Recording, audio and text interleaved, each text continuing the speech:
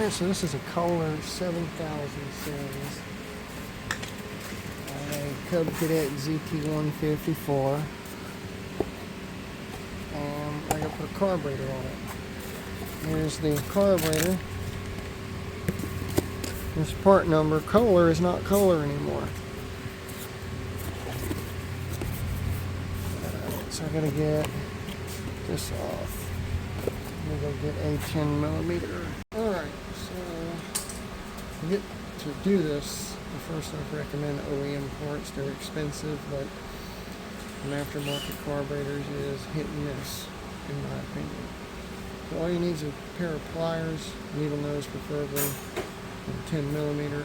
I'm going to use an impact with a multi-bit thing on it because I can get done a lot quicker.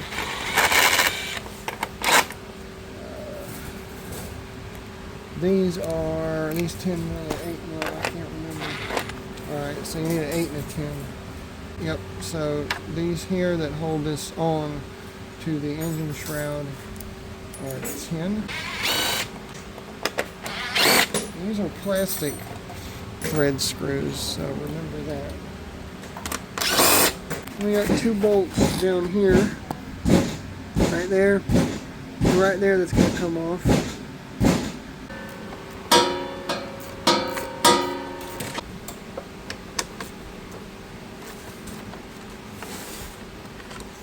Sometimes you can probably spin it off with your fingers a lot easier. You always get to that point where you can't turn them by hand.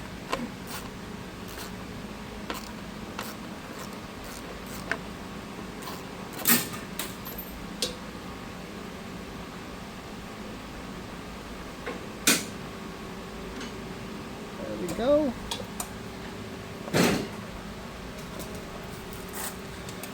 Theoretically, this should slide right off.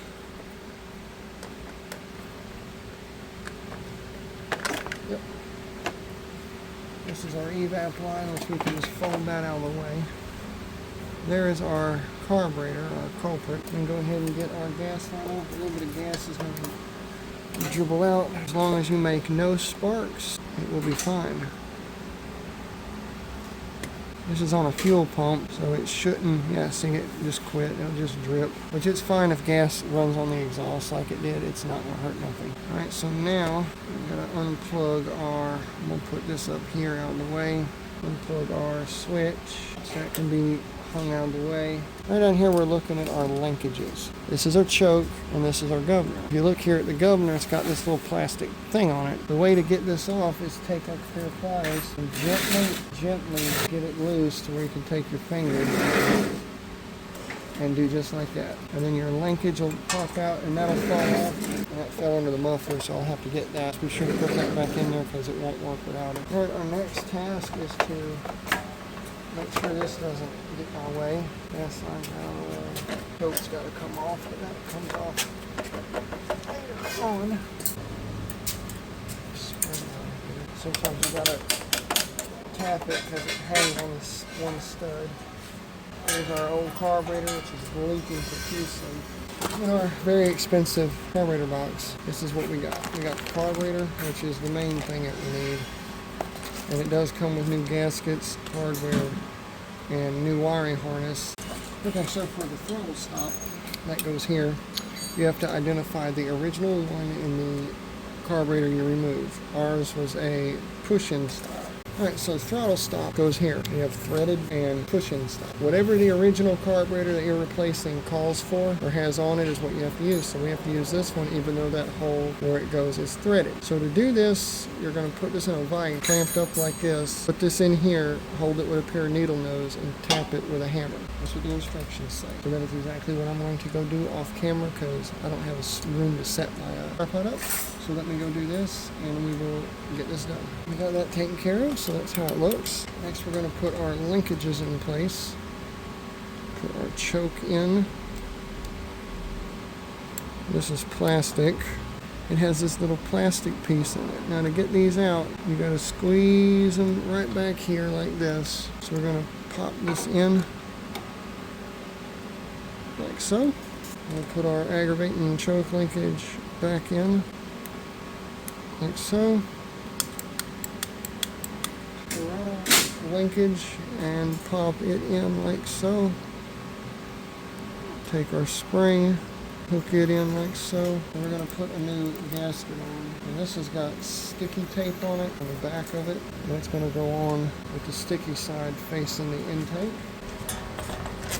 Alright, so now we're going to put our choke linkage in. Take the carburetor back off. This is our choke right here. Pull this back up. Over. Now we gotta put this little guy in down here of this control arm right here. This little plastic guy fits in from behind just like this. There it went in. Y'all really can't see what I'm doing. We push this up as high as it'll go, and it locks in. And then we lock this in like that with the pliers.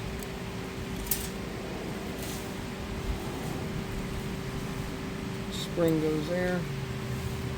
Everything under here appears to be working. It's a separate choke and throttle. We hook our gas line up.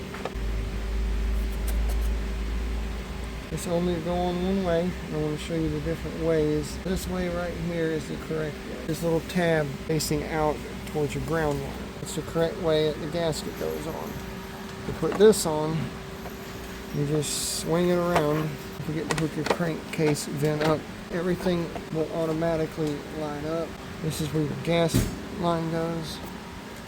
And let's reassemble. Plastic threaded screws in. Don't need to strip these out. Alright, let's see here.